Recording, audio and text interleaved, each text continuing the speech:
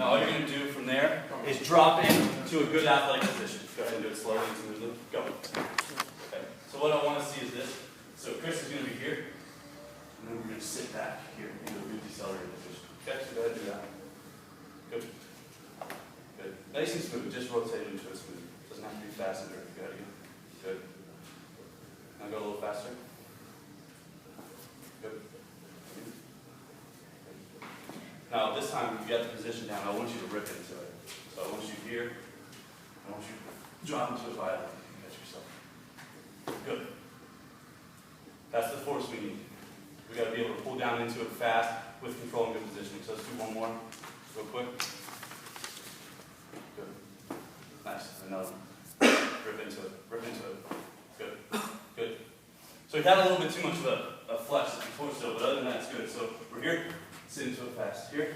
And you can rep that. Pattern the shit out of it. Have people do it over and over and over and over again. Okay? So from there, we're going to go into altitude drops. Okay. This is stuff that it's important for all athletes, but repping this stuff with female athletes is outrageously important because they genetically and congenitally are at a disadvantage with posterior chain strength. They all want to shoot everything forward to these boys, and that's how they end up with the ACL tears and all the lower limb problems that they have. So deceleration training, repping with girls. Let's go altitude drops. So what he's going to do, he's not going to jump off. He's going to step off, and he's going to land in that same position that we had with the drop and decelerations. What we're also going to do is tell him to be a ninja. We don't want to make any noise, as little noise as possible. Go ahead, on you. Good, not bad. So get your chest a little taller, make a little less noise, and step off on the other foot this time. Have people underneath feet. That's awesome. Feet, because they'll get used to doing it one way and it just perpetuates and bounds. So if you want to be an athlete, you have to be able to do things with both sides of your body. Good. Nice and soft. Better. Now find it, stick it. Did you feel it? You got a little shaking. Stick it. Don't worry about it. Stick. Much better. That's it. Good. So from there, then we'll go to concentric only jumps. You can do that a couple different ways. What we'll do is move the computer, and we'll use this as the bottom. Okay. So put that up front again. What's that? Put that up. Okay, so a couple different ways to do this. You can just do it from the bottom position and jump into it. So let's do that. So he's just going to do a concentric only box jump. This is something that I like to use to train power out of the bottom for the deadlift too. I've caught some shit for it, but I think I'm right. I was going to make a joke, but I don't know if it was still So, about an arm's length away. Chris is just going to get into that bottom deceleration position, and on my clap, he's just going to box it. Okay, ready? Good, land soft. I want you to do it again, I want you to stick with it this time. Hold the good position. A little too much forward, right? Okay.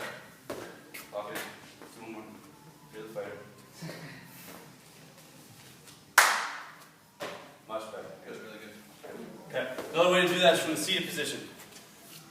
This might be too low, but we'll try it. Okay.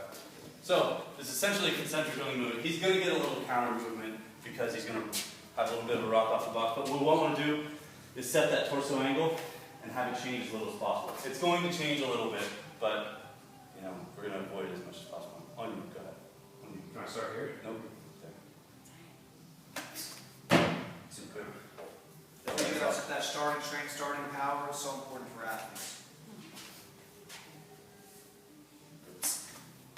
What was good is he didn't try to readjust his heel there. He just pulled himself into the movement. So this is a really good way to light up that posterior chain too. Think of a glute hand raise, right? That's all it is, explosive glute hand raise. So go ahead, this time use the counter movement with your arms. But keep your torso angle the same. Good. So you create a little more power that way and it prepares you to the counter movement jump, which we're going to do next.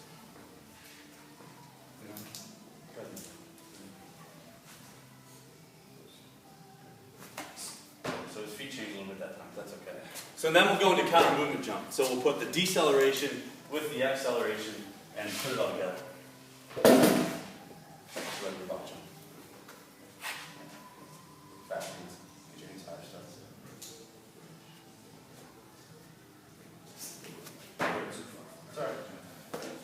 another thing to think about when you do this too, is a lot of people make the arm movement lackadaisical and they just move. Rip them down, rip them up. The more downforce you can create, the more tension, the faster you're going to rock it up. Rip them hard. Hips back up. Good. A little more height. Now stick the landing position.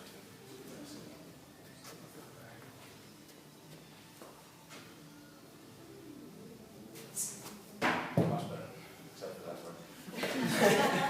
Okay. So we got that. Now we're going to do movement. You want to do a pop-up? Yeah. Okay, so, like we said, you're never going to come out of a perfect position when you're playing sports or whatever you're doing. The only time you're perfect is when you're in the rack or with the bar on your back or something, right? So every other time you're going to be at a disadvantage somehow. And you also have to be able to generate power in a couple different directions, right? So we want that powerful hip flexion followed by hip extension, right? That's what running is. So we're going to train that bilaterally here. We're going to do a pop-up and do a jump. Okay, so Chris? Straightforward side. We're just going to go straight forward. We'll show them the other stuff then, which is stuff that you don't typically use with people. There's a couple ways to do this. So this is easier. If you start with the toes flexed, yes. And then if you start with them back, it's harder. But I've been told to do it that way because of the difficulty. But I like to think of it this way. You're never going to fucking run from that position.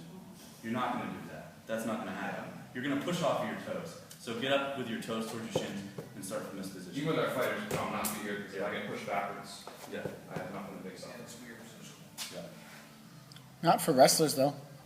But as far As a wrestler, when I was in the bottom position, I always went laces down because it's harder for me to get picked. as far as jumping up from Right. And that's conditional. I mean, that's fine if you want to train it that way with the wrestler. But for most people, if you're going to be coming out of this position, my buddy Dickie White, he trains a lot of like section 4 guys. He teaches it that way. I think digging your toes in, you just get like a better push off, and it's like a little, just from a safety standpoint, just like you said, you can kind of balance a little bit better. So, but both ways are good. On you, Chris. Going to pop He's up. going to start with his hips tall. He's going to hinge, Sit back. hinge, pop the hips, land. As soon as he lands, he's going up.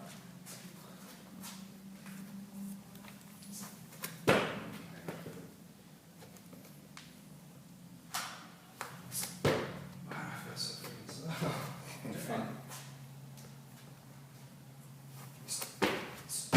Now you can segment it like that. That's good. Now I want you to do it all together. Be fast. Be nasty.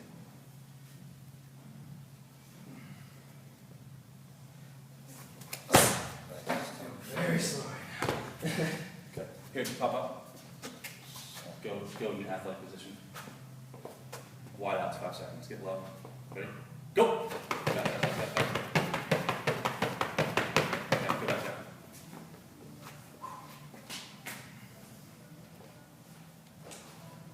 Go. Keep your toes.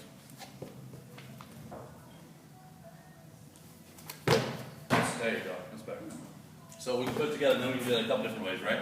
So that's forward, but we're also going to do transverse motion, right? Especially if you're a rotational athlete, you're a baseball player, you're a mixed martial artist, you're going to kick, right? So what we're going to do is just a rotational box jump, and then we're going to put it together, right? Okay, so let's just do a transverse. You got 15 minutes is good. I would rather use this stuff than get through all this. And No, I'm just saying. I'm just saying. Yeah. yeah, good. Oh. So this is, I mean, obviously you're not going to use this for everybody, but there's a lot of people that are going to be able to do it, but we like to show it just in case you have that one kid that is an athlete and make him a better athlete. There are only 2 people that I use this with, this kind of stuff. Justin, and I train a fighter that can do this. Nobody else does this stuff. So now what we're going to do. There's no benefit even if you're doing it on a lower. Oh, absolutely, you can do it lower, but I mean, it's just from a stability standpoint, a time frame standpoint, and just giving people what they need. You know what I mean? I don't do it unless people really like the fighter that I train. He's a freak athlete. You know what I mean? He needs a little more stimulus to get some of the stuff. You know, so let's go ahead and do the pop up and do the transverse. So you're going to pop here? You got it? Yeah. You sure? I was asking if you wanted to pop up. No, pop up there then. Yes. If you have to set that.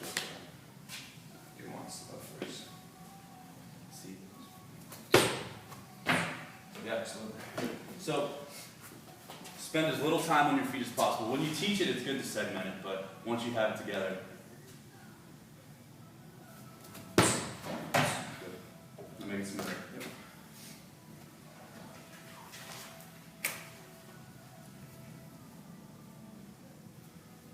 Fasten when it's off. Good. Good.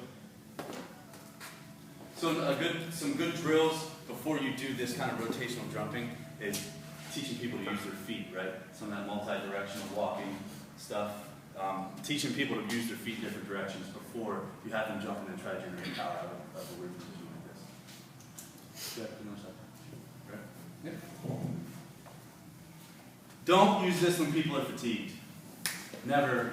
I know that it's okay to train for some power when people are tired, but if it's one of those situations where you're complexing movements or anything like that, do this first, train it efficiently, and then don't do it anymore. Good. Now land softer.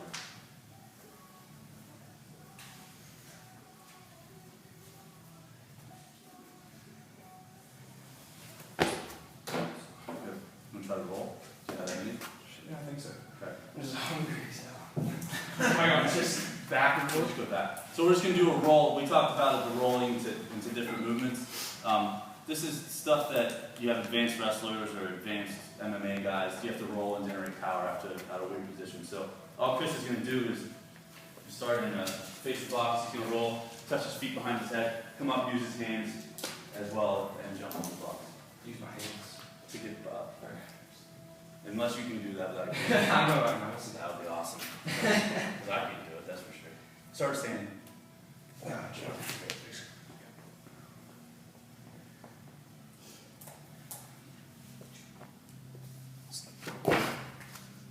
Yeah, it's pretty simple. You get some good momentum, but it's good proprioception. You have to decipher where you are in the world because your head's spinning, and you just find out some. Yeah, it's cool. So you're saying go from there and jump down? Yeah, if you want to. No. I mean from the ground, getting up off the ground. Yeah. Feel the fire, bro. It's a challenge, right? I don't know.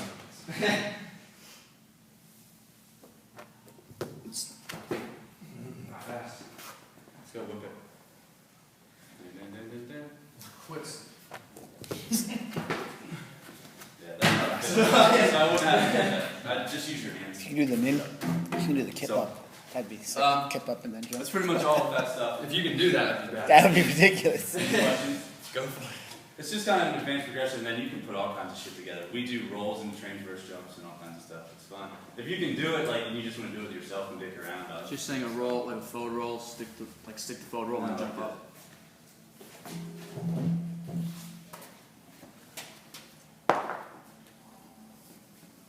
Hat is off. You got the gap. Watch the gap in the floor.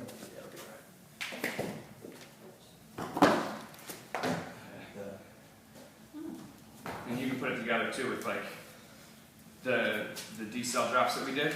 You can put this box here, and we'll have guys. I mean, you could do quarter turn decel. So say the box is here. With that one, I could actually do from here, turn, and jump from there. Yeah. You can do straight in drops.